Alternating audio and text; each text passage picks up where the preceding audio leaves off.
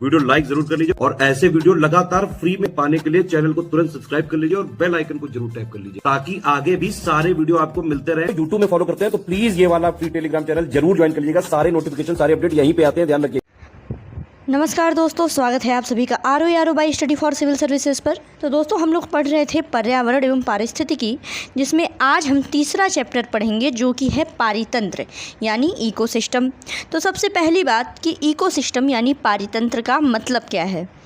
तो देखिए, इसकी अगर बात की जाए तो ये एक ऐसा पर्यावरण है जिसके अंतर्गत किसी भी क्षेत्र विशेष के समस्त जीव एवं पर्यावरण निर्जीव भौतिक कारक जिनके साथ ये जीव अन्योन्य क्रियाएं करते हैं वे सभी आते हैं। ठीक है, पारितंत्र का मतलब समझ में आ गया होगा। सारे जीव, निर्जीव, उनकी अन्योन्य क्रियाएं वगैरह ये सब कुछ आता है आपके पारितंत्र के अंदर में।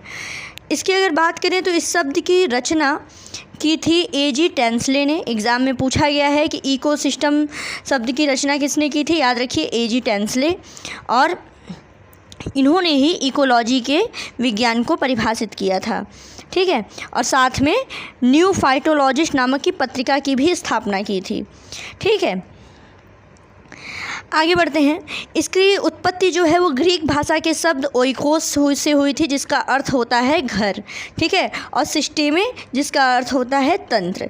ठीक है, इससे मिल कर के बना है, ये ओइकोस और सिस्टेमे से मिल कर के बना है। आगे बढ़ते हैं, हम लोग अब देखेंगे इसके प्रकार। सबसे पहले तो आएगा आपका नेचुरल इकोसिस्टम यानी प्राकृतिक प्रकार, जिसमें दो भाग होंगे। पहला तो होगा स्थलीय, दूसरा होगा जलीय यानी टेरेस्ट्रियल और एक्वेटिक। तो नाम से पता चल रहा है, स्थलीय में आएंगे वन, घास के मैदान और बरस्थल। उसी प्रकार जलीय में आएंगे नदियाँ, तालाब, झीलें, सागर।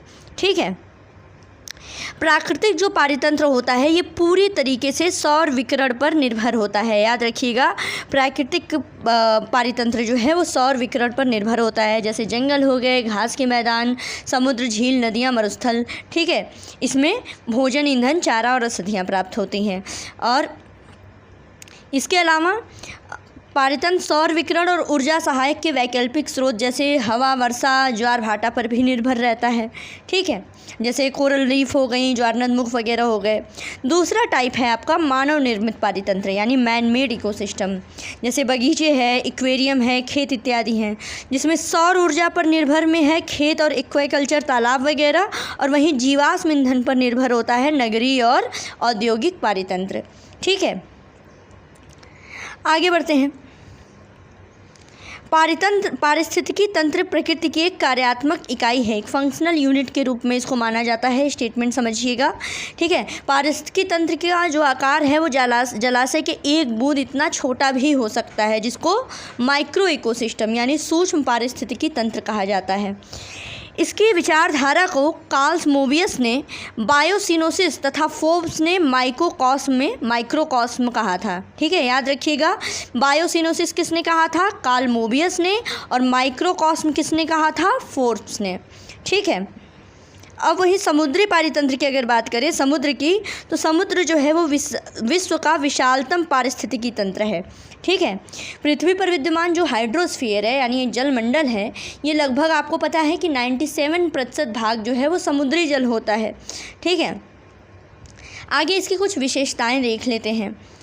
ऑल ओवर जलीय पारिस्थितिकी तंत्र, जैसे सरित यानी बहता हुआ पानी हो गया, और सरोजल यानी स्थिर पानी हो गया। इसमें जो बहता हुआ पानी है इसमें ताज़े जल की धाराएं, झरने, नदियाँ इत्यादि शामिल हैं। और जो रुका हुआ पानी है, स्थिर पानी है, इसमें तालाब, दलदल आदि शामिल हैं। ये भौतिक, रासायनिक और जैव विशेषताओं में काफ़ी भिन्न होते हैं। समुद्री पारितंत्र की अगर बात करें तो सबसे पहले देखेंगे ज्वारनदमुख। ज्वारनदमुख क्या होता है, जहाँ पे नदी और समुद्र का जल मिलता है। ठीक है, इसमें नदियों का ताज़ा पानी जो है वो समुद्र के पानी से मिलता है और दोनों ज्वार की क्रिया से मिश्रित हो जाते हैं। ज्वारनदमुख का उदाहरण देखेंगे तो नदी मुख है, तटीय कड़ी है, ज्वारीय अनूप हो गया, लगून है, डेल्टा इत्यादि है। ठीक है, जैवमंडल अगला प्रकार है जैवमंडल, यानी पृथ्वी का वह भाग जहाँ जीवन मौजूद हो सकता है। यह वायुमंडल, जलमंडल और स्थलमंडल का प्रतिनिधित्व करता है। ठीक है, आगे बढ़ते हैं। पारितंत्र के घटक और उनका संबंध देखिए। इनको मिलके बनाते हैं सजीव और निर्जीव। ठीक है, इस प्रकार से इनको दो भागों में बांटा गया है। एक तो हो गया अजैविक, दूसरा हो गया जैविक। अजैविक में है कि किसी पारितंत्र के पर्यावरण में निर्जीव भौतिक रासायनिक कारक होते हैं, और जैविक में इसके अंतर्गत पौधे, जंतु और सूक्ष्मजीवी आते हैं। ठीक, थोड़ा चार्ट के फॉर्म से देखते हैं। चार्ट के फॉर्म में तो जैविक वाले की अगर बात करें तो उत्पादक हो गए हरे पेड़ पौधे, उपभोक्ता हैं, और अपघटक मृतपोषी कवक बैक्टीरिया हो गए। ठीक है, उपभोक्ता के बाद द्वितीय, इसमें उपभोक्ता में प्राथमिक उपभोक्ता में टिड्डा, बकरी, गाय, खरगोश हो गया। द्वितीयक उपभोक्ता में सर्प आता है, और तृतीयक उपभोक्ता में मनुष्य, शेर, बाघ, चीता, बाज आता है। उसी तरह अजैविक घटक की अगर बात करें तो भौतिक कारक में सूर्य का प्रकाश है, तापमान है, वर्षा और आर्द्रता है। अकार्बनिक पदार्थ में carbon dioxide, nitrogen, oxygen, phosphorus, sulphur और मिट्टी है। और अकार्बनिक पदार्थों में ग्लूकोज है, प्रोटीन है और लिपिड है। ठीक है, तो ये आपने देख लिया पारितंत्र के घटक। ये एग्जाम्पल्स ज़रूर याद रखिएगा। ठीक है, जो मैं ये बता रही हूँ आपको एग्जाम्पल, इनको ज़रूर याद रखिएगा, एग्ज़ाम में पूछा जाता है। आगे बढ़ें तो देखिए, अजैविक घटक निर्जीवों की अगर बात करें तो 3 वर्गों में विभाजित है। आपने चार्ट में तो देख लिया, फिर से देख लीजिए। पहले तो आ गया भौतिक कारक, दूसरा अकार्बनिक कारक, तीसरा कार्बनिक पदार्थ। भौतिक कारक में आ गया सूर्य का प्रकाश, तापमान, वर्षा, आर्द्रता, दाब। ठीक है, यह पारितंत्र में जीवों की वृद्धि को सीमित और स्थिर बनाए रखते हैं। अकार्बनिक पदार्थ में कार्बन डाइऑक्साइड है, नाइट्रोजन, ऑक्सीजन, फास्फोरस, सल्फर, जल, चट्टान, मिट्टी एवं अन्य खनिज हो गए। वहीं कार्बनिक पदार्थ में कार्बोहाइड्रेट, प्रोटीन, लिपिड, ह्यूमस इत्यादि। ठीक है, इसीलिए ये क्या है कि जो ये कार्बनिक पदार्थ हैं ये सजीव तंत्र के मूलभूत अंग होते हैं। इसीलिए इन्हीं अकार्बनिक पदार्थों को जैविक और अजैविक घटकों की बीच की कड़ी कहा गया है। ठीक, अब जैविक घटक की बात करें यानी सजीव वाले, तो इसमें होते हैं उत्पादक। सबसे पहले उत्पादक देखिए तो हरे जो पौधे होते हैं वो प्रकाश संश्लेषण के द्वारा पूरे पारितंत्र के लिए भोजन का निर्माण करते हैं। पौधे स्वपोषी कहलाते हैं क्योंकि इस काम के लिए मिट्टी से जल खुद लेते हैं, पोषक तत्व वायु से कार्बन डाइऑक्साइड प्राप्त करते हैं और सूर्य से सौर ऊर्जा अवशोषित करते हैं। दूसरे नंबर पर आता है उपभोक्ता, जो कि विषम पोषी कहलाते हैं। ये स्वपोषियों द्वारा संश्लेषित किए गए भोजन को खाते हैं। ठीक है, इनके 3 टाइप हैं। शाकाहारी, जिसमें गाय, हिरन, खरगोश हो गया जो कि सीधा पौधों को ही खाते हैं। मांसाहारी वे जीव हैं, जंतु हैं जो जंतुओं को खाते हैं, जैसे शेर, बिल्ली, कुत्ता। और सर्वाहारी जो जीव पौधों जंतुओं दोनों को खाते हैं, जैसे मानव है, सूअर है, गौरैया है। अब घटक आ गया तीसरा पार्ट, जिसको मृतपोषी कहते हैं, जो कि अधिकतर जीवाणु या बैक्टीरिया और कवक होते हैं। ठीक है, ये सड़े गले पदार्थों पर उन्हीं पर निर्भर रहते हैं। ठीक है, आगे बढ़ते हैं। तालाब पारितंत्र देखते हैं। तालाब पारितंत्र क्या है कि एक पूर्ण बंद और स्वतंत्र पारितंत्र का उदाहरण है।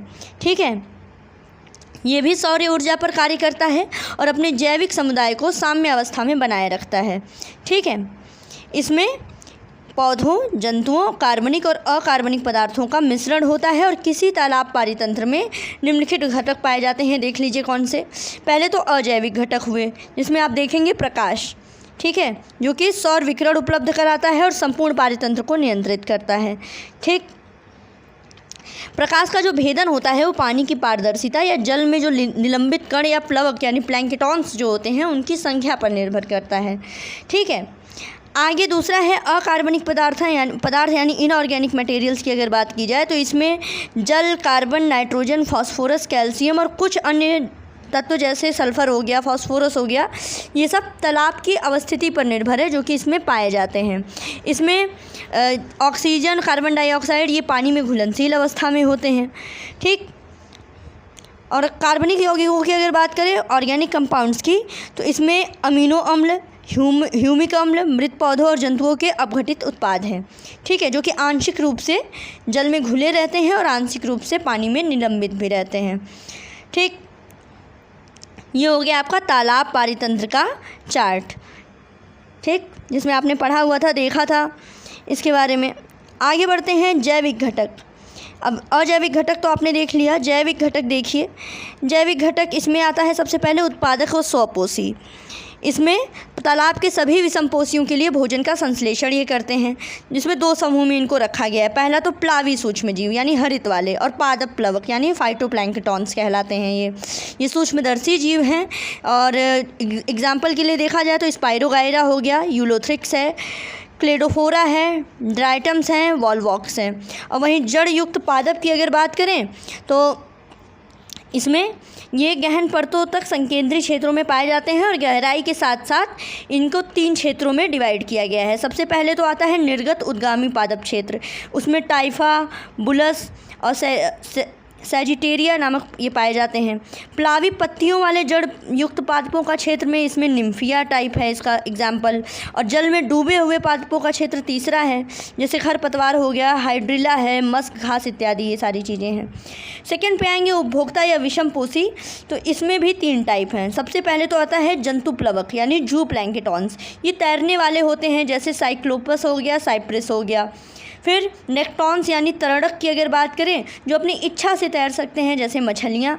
और नितलस्थ प्राणी यानी बेंथिक एनिमल्स, जो तलहटी में ही रहते हैं, जैसे भृंग है, माइटस है, घोंघे, ठीक है। और तीसरा आता है इसमें अपघटक, जो कि पूरे तालाब में रहते हैं और लेकिन अवसाद के अंदर ज़्यादा मात्रा में पाए जाते हैं। बैक्टीरिया कवक होते हैं। इनका एग्जाम्पल अगर देखा जाए तो जैसे राइजोपस पेनिसिलियम, ये तालाब की तली में पाया जाता है। अब पारितंत्र के कार्य देखिए। पारितंत्र के कुछ कार्य जैसे खाद्य श्रृंखला में ऊर्जा का प्रवाह, पोषकों का चक्रण हो गया, भूजैव रासायनिक चक्र जो होता है, पारिस्थितिकी अनुक्रम या फिर पारितंत्र का विकास है, और समस्थापन है यानी पुनर्भरण नियंत्रण प्रणालियाँ। ये हो गए पारितंत्र के कार्य। आगे दोस्तों इस वीडियो को हम लोग यहीं पे पॉज करते हैं। इसके अलावा अगर आप सभी लोग किसी भी एग्ज़ाम की प्रिपरेशन कर रहे हैं, वो आपका यूपी पीसीएस का एग्ज़ाम हो, यूपी पीसीएस का प्री हो या फिर मेंस हो, इसके अलावा आपका बिहार पीसीएस एग्ज़ाम है, हेल्थ एजुकेशन ऑफिसर का एग्ज़ाम है, लोअर पीसीएस का एग्ज़ाम है, तो इन सभी के लिए स्टडी फॉर सिविल सर्विसेज पर पेड ग्रुप चलाया जा रहा है, जहाँ पर आप लोग सिलेक्शन मटेरियल आपको मिलेगा कि उसके अलावा आपको बाहर से कुछ पढ़ने की ज़रूरत ही नहीं है। सारे एग्ज़ाम के लिए एग्ज़ाम की डिमांड के हिसाब से सब कुछ एक जगह दिया जाता है। टेस्ट सीरीज़ कराई जाती है, जहाँ पे टेस्ट पेपर एकदम हूबहू आपके एग्ज़ाम के तरीके से ही दिए जाते हैं। पेड क्विज़ेस कराए जाते हैं, जिसको आप डेली प्रैक्टिस करके और अच्छी अपनी तैयारी कर सकते हैं। आपका करंट अफेयर्स, जितने भी सिलेबस में टॉपिक हैं, लगभग सब कुछ एक जगह आपको दिया जाता है। तो अगर आप लोग अपनी तैयारी और अच्छी करना चाहते हैं तो स्टडी फॉर सिविल सर्विसेज का पेड ग्रुप ज़रूर ज्वाइन कीजिए। बस दोस्तों पढ़ते रहिए, मिलेंगे नेक्स्ट वीडियो में। God bless you all.